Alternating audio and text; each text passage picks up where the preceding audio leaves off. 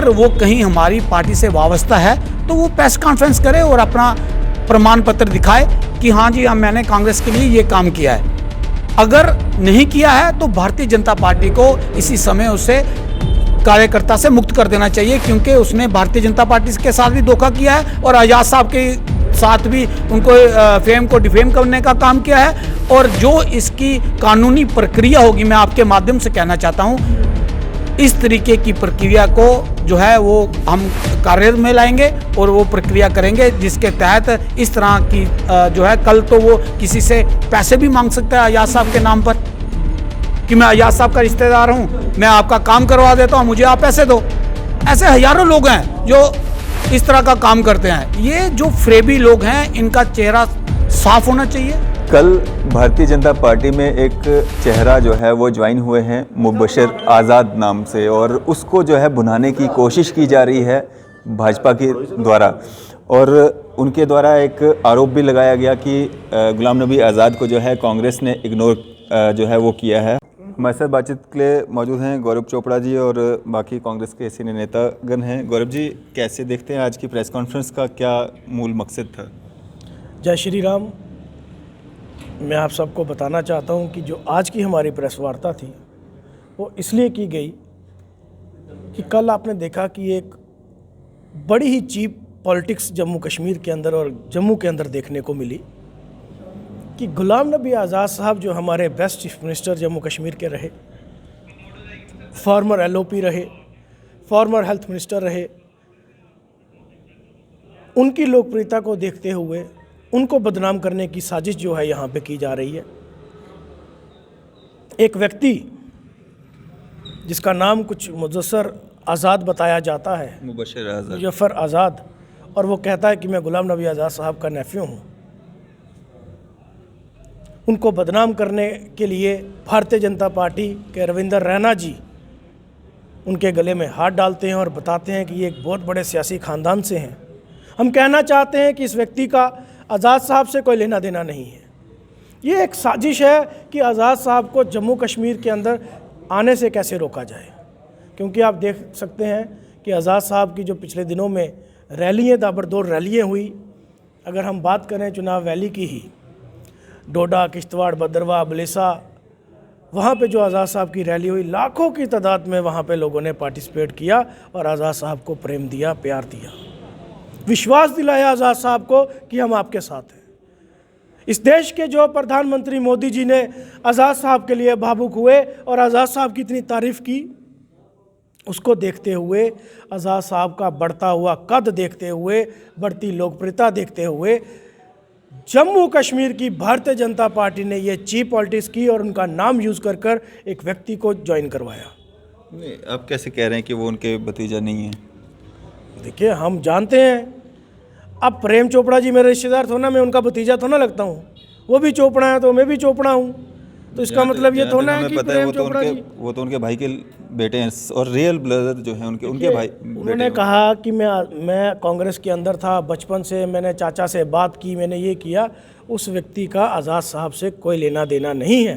वो रिश्तेदार हो सकता है कहीं दूर से, पॉलिटिकल नहीं होगा, लेकिन पॉलिटिकल रिलेशन उसका नहीं है कि उसने कहा कि मेरी उनसे बात हुई, उनके लिए जो टिप्पणियाँ की जा रही हैं, जहाँ ये हुआ, जब वो हुआ, वो एक नाम यूज़ किया जा रहा है। ऐसे तो आप मुझे बताएं कि नरेंद्र मोदी जी के जो बड़े ब्रदर हैं, प्रभात मोदी जी, वो कांग्रेस के अंदर हैं। राहुल गांधी जी के जो चाचा के बेटे हैं, वरुण गांधी जी, वो भारतीय जनता पार्टी के अंदर हैं। तो उन्होंने कभी उनका नाम लेकर यूज़ कर तो नहीं कहा कि भाई हम हमारे जो चाचा के बेटे हैं, हम उसकी ख़ानदान से हैं और हम बीजेपी में आना चाहते हैं, जब कोई कहे कि मैं कांग्रेस में आना चाहता हूँ। ये इतनी गंदी पॉलिटिक्स, और पूरे हंजूम के साथ बता दिया कि आज़ाद साहब का जो रेफ्यू है वो कांग्रेस ज्वाइन कर रहा है। अरे भाई, पहले आपने पूछा कि क्या वो कांग्रेस का सदस्य है, क्या उसने कोई सरपंच की इलेक्शन लड़ी है, क्या पंच है, क्या DDC मेंबर है, क्या काउंसलर है, क्या कोई एक्स मिनिस्टर है, एक्स MLA है, क्या उसके पास कांग्रेस की सदस्यता भी है? सिर्फ और सिर्फ आज़ाद साहब का नाम यूज़ कर हर व्यक्ति जो आज़ाद होगा वो गुलाम नबी आज़ाद का रिश्तेदार नहीं हो सकता। तो उनको बदनाम करने के लिए आपने अगर भारतीय जनता पार्टी ज्वाइन करनी है, आप ठेकेदारी करते हैं और जिन लोगों के साथ ठेकेदारी करते हैं उनका नाम रविंदर रैना जी ने बताया भी कल कि किन लोगों के साथ ये कॉन्ट्रैक्टिंग का काम करते हैं। तो आप बिना नाम के तो ज्वाइन कर सकते थे, आपको गुलाम नबी आज़ाद साहब का नाम यूज़ करने की क्या ज़रूरत थी? कल ये अश्विनी आज़ाद फैमिली से बिलोंग करते हैं तो आज़ाद नाम तो लेंगे ना। क्यों लेंगे? अब मैंने अगर कल मैं पॉलिटिक्स छोड़कर बॉलीवुड में जाऊंगा तो मैं क्या बोलूँगा कि मैं प्रेम चोपड़ा जी का भतीजा लगता हूँ, मैं चोपड़ा हूँ तो मुझे रोल दे दिया जाए। नहीं, वो लगते हैं ना, आप तो बोलोगे लेकिन वो तो लगते हैं, वो रियल भाई के मतलब बेटे हैं उनके। रियल भाई के बेटे भी होंगे तो उसमें क्यों नाम यूज़ करेंगे? आप अपना नाम बताओ। आप बताओ कि आपने आज दिन तक कांग्रेस को मजबूत करने के लिए जिस जगह से आप बिलोंग करते हैं उस जगह को मजबूत करने के लिए, लोगों की भलाई के लिए क्या काम किया? क्या इसका मतलब है हम समझें कि आप भारतीय जनता पार्टी के इशारे पे भारतीय जनता पार्टी के बीच में ज्वाइनिंग डाली? क्या चंद पैसों के लिए डाली? या सोची समझी साजिश के तहत डाली? आज़ाद साहब को बदनाम करने के लिए डाली? मैं मान लेता हूं, चलो अगर हम कहते हैं कि वो कहीं दूर पार से उनका रिश्तेदार भी होगा, बिल्कुल तो आप नाम बिल्कुल क्यों, नजदीक से, आप उनका नाम क्यों यूज़ कर रहे हैं? आप अपने नाम पे आए। अब कल गौरव चोपड़ा है, कल वो कहीं पे कोई क्लेम करेगा तो वो अपने नाम पे करेगा। अश्विनी हांडा जी हैं, ये अपने नाम पे करेंगे। कोहली साहब हैं, अपने कार्य के नाम पे करेंगे। नवीन बाली जी हैं, इनकी जो वाइफ है वो हमारे साथ कोलीग हैं, कॉर्पोरेटर हैं, ये अपने नाम पे क्लेम करेंगे। ये तो ना कहेंगे कि मैं गौरव चोपड़ा का रिश्तेदार हूँ और मैंने उनके साथ ये काम किया तो मैं ये आ रहा हूँ। तो कल अखबार में आ जाएगा कि जो अश्विनी हांडा जी गौरव चोपड़ा जी के साथ चल रहे हैं वो उन्होंने कल ये पार्टी ज्वाइन कर ली है, तो उनको धक्का लग गया। हमने जो कार्य किए हैं हम उसके बलबूते के ऊपर आएंगे। आप किसी को नाम लेकर क्यों बदनाम? आप यहाँ तो हमने देखा कि बाप और बेटा अलग अलग पार्टियों में चलते हैं, दो सके भाई अलग अलग पार्टियों में चलते हैं। ये तो आज रैना ब्रदर्स ने एक पार्टी ज्वाइन कर ली, उससे पहले तो ये अलग अलग चलते थे। कांग्रेस के अंदर भी कई मंत्री ऐसे हैं जिनके घरों में दो दो झंडे चलते हैं। भारतीय जनता पार्टी के अंदर भी हैं, मैं नाम नहीं लेना चाहूँगा। उनका बेटे जो हैं वो भारतीय जनता पार्टी में हैं और जो फादर हैं वो हमारे कांग्रेस के अंदर हैं, डिस्ट्रिक्ट के अंदर हैं। तो इतनी चीप पॉलिटिक्स किसी का नाम यूज़ करके नहीं करनी चाहिए। अश्विनी जी, आपका क्या मत है इस पे? मतलब घर से ताल्लुक़ रखते हैं वो, उन्होंने आज़ाद साहब का, गुलाम नबी आज़ाद साहब का नाम लिया, उससे दिक्कत है या इस चीज़ से को ही आप नकारना चाहते हैं कि वो उनसे बिलोंग ही नहीं करते? जहाँ तक हम जानते हैं वो उनके रियल ब्रदर के मतलब बेटा है। देखिए, इशू ये नहीं है। मैं मानता हूं कि लोकतांत्रिक प्रक्रिया में कोई भी किसी भी पार्टी को ज्वाइन कर सकता है और कहीं से भी चुनाव लड़ सकता है, लेकिन जब इस तरह का कोई आदमी किसी दूसरी पार्टी को ज्वाइन करता है तो उसको अपना वजूद जो है वो दिखाना पड़ता है कि उसने लोगों के लिए क्या किया, उसने लोकतांत्रिक प्रक्रिया में समाज की क्या सेवा की, ये जानना बहुत ज़रूरी है। लेकिन उसके नाम पर मुझे नहीं लगता कि उनके पास कुछ था सिवाय इसके कि आज़ाद साहब का नाम लेने का। इस वजह से उन्होंने ये कोशिश की कि आज़ाद साहब की जो फेम है उसको डिफेम किया जाए। ये सिर्फ और सिर्फ जो है भारतीय जनता पार्टी के पास आज जम्मू कश्मीर में बताने के लिए कुछ नहीं है। और जिस तरीके से प्रधानमंत्री जी ने स्वयं गुलाम नबी आज़ाद साहब की प्रशंसा की, उनके लिए भावुक हुए, वो इस बात को दर्शाता है कि वो भारतीय जनता पार्टी के एक नेता होने के नाते नहीं किया। उन्होंने लोकतांत्रिक प्रक्रिया के तहत जो एक पार्टी में काम करते हुए, कांग्रेस पार्टी में काम करते हुए वो भावुक हुए, ना कि वो भारतीय जनता पार्टी के कोई नेता थे। और जो काम किया गया था आज़ाद साहब द्वारा समाज के लिए, उसके प्रति उन्होंने अपनी भावुकता प्रकट की थी, ना कि ये कहकर कि ये आज़ाद साहब का कोई उनका पीछे से कोई सपोर्ट है जहाँ के साथ। मेरा ये मानना है कि भारतीय जनता पार्टी अगर किसी ऐसे व्यक्ति को अपनी पार्टी ज्वाइन करवाती है तो उसके पहले उसको अच्छी तरह से परख ले कि आखिर उस पार्टी उसका कोई वजूद है कि नहीं है। ये तो भारतीय जनता पार्टी के लिए भी नुकसानदेह है कि इस तरह से आप अकेले बंदे को उठाकर और आज़ाद साहब का नाम लेकर बताकर कल को आप उसको कहीं से चुनाव लड़ाते हो तो उसके पीछे तो कुछ है नहीं। वो तो भारतीय जनता पार्टी को देखना है उनको इसका फ़ायदा मिलता है या नहीं मिलता। फिलहाल तो वो इस मामले को जो है भुना रहे हैं, लेकिन कांग्रेस को इससे क्या नुकसान है? अगर वो उनका भतीजा है, भाई का बेटा है, भारतीय जनता पार्टी ज्वाइन की है, आज़ाद साहब अकेले आज़ाद साहब तो है नहीं, उनकी जितनी भी फैमिली है सब अपने नाम के साथ में आज़ाद लगाते हैं। वो अगर भारतीय जनता पार्टी में जाते हैं, एनसी में जाते हैं तो आज़ाद तो उनके साथ लगेगा ही। इसमें दिक्कत क्या है? देखिए, हमारे देश में आज़ाद नाम के लाखों लोग होंगे, बिल्कुल करोड़ों होंगे, तो सब ये कहेंगे कि हम आज़ाद साहब की पार्टी से हैं या आज़ाद साहब के रिश्तेदार हैं। हो सकता है कि वो रिश्तेदार हैं, मैंने मान लिया आपकी बात, लेकिन उन्होंने अपने वजूद के लिए क्या किया है, मेरा ये प्रश्न है। वो उनको ये नाम लेना क्यों पड़ा? वो आज़ाद साहब के नाम लेके आगे क्यों बढ़ रहे हैं? हमारा प्रश्न तो ये है। उनका नाम ही मुबशर आज़ाद है। तो हमने उसके लिए तो ये नहीं कहा कि वो आज़ाद नहीं है, हमने तो कभी नहीं कहा, लेकिन उन्होंने ये कहा कि मैं आज़ाद साहब का रिश्तेदार हूँ। तो अगर रिश्तेदार हैं तो आप बताइए लोगों को कि उस रिश्तेदारी का आप किस तरह से प्रयोग कर रहे हैं। अगर आप चाहते हैं कि आज़ाद साहब, अच्छी बात है कि आज़ाद साहब का रिश्तेदार है, उसमें कोई बुराई नहीं है कि आज़ाद साहब का रिश्तेदार है, लेकिन आपने अपने लिए, लोगों के लिए समाज सेवा क्या की है ये बताना जरूरी था, ना कि आज़ाद साहब का नाम लेके आप पार्टी ज्वाइन करें और पार्टी को गुमराह किया। मेरे हिसाब से इन्होंने भारतीय जनता पार्टी को गुमराह किया है, ये कहकर कि वो आज़ाद साहब का जो है वो रिश्तेदार है और उसका बहुत बड़ा नाम है, जो कि वो नहीं है। वो एक ठेकेदार है, वो ना ही उसका कोई कांग्रेस से ताल्लुक़ था, ना ही किसी प्रकार से वो पार्टी से वाबस्ता था, और ना ही किसी पद पे था, और इवन कि वो एक्टिव मेंबर भी नहीं है। हम इस बात का क्लेम कर रहे हैं कि वो हमारी पार्टी का, उसके साथ कोई लेना देना नहीं है।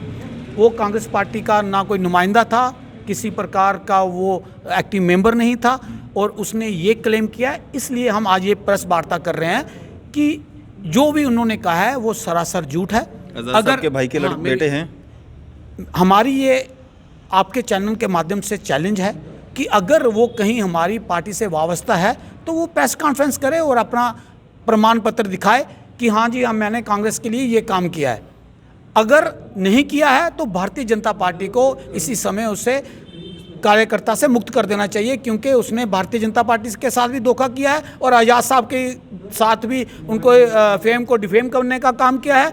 और जो इसकी कानूनी प्रक्रिया होगी, मैं आपके माध्यम से कहना चाहता हूँ, इस तरीके की प्रक्रिया को जो है वो हम कार्य में लाएंगे और वो प्रक्रिया करेंगे जिसके तहत इस तरह की जो है, कल तो वो किसी से पैसे भी मांग सकता है आज़ाद साहब के नाम पर कि मैं आज़ाद साहब का रिश्तेदार हूँ, मैं आपका काम करवा देता हूँ, मुझे आप पैसे दो।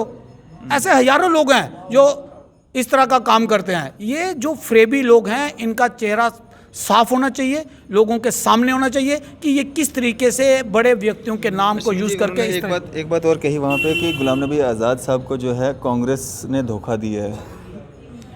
देखिए, एक इतनी बड़ी छवि रखने वाले नेता का इस प्रकार से एक छोटे से कार्यकर्ता, मुझे नहीं लगता है कि इस तरीके की उसको बात करनी चाहिए थी। तभी तो मैं कह रहा हूँ कि ये जो है, ये लोग जो हैं वो फ्रेबी किस्म के लोग होते हैं, जो एक बड़े नेता का नाम लेकर लोगों को लूटने और खसूटने का काम करते हैं और बड़े नेताओं को बदनाम करने का काम करते हैं। इनसे लोगों को अवेयर होना चाहिए और लोगों के सामने इनका चेहरा बेनकाब होना चाहिए। जो इस तरह का नाम लेकर लोगों से पैसे ऐंठते हैं, लोगों को धोखा देते हैं, लोगों से तरह तरह के जो हैं वो मफाद जो है वो हासिल कर लेते हैं। जम्मू कश्मीर में कांग्रेस क्यों दो गुटों में बटी हुई है?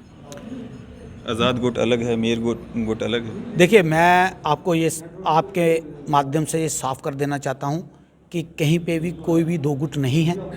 कांग्रेस एक है, कांग्रेस आज़ाद साहब है और आज़ाद साहब के साथ ही कांग्रेस है। अगर कहीं कांग्रेस का वजूद जम्मू कश्मीर में है तो आज़ाद साहब के साथ है।